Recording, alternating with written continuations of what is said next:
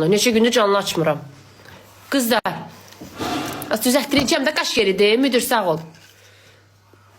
Bir dənə dünən açmışam da, deniz gedənə heç açmışdım.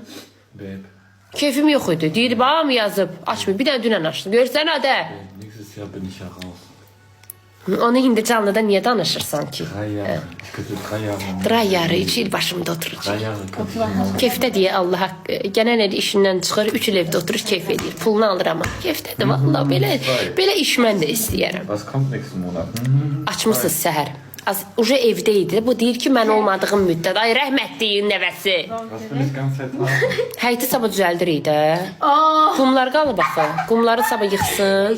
Bugün Deniz otları zadı təmizlədi dal tərəfdən, bayırdan. Ja. Baxdım son videoda. Bəyəndiniz. Səət ağa bəyəndiniz. Düzünə.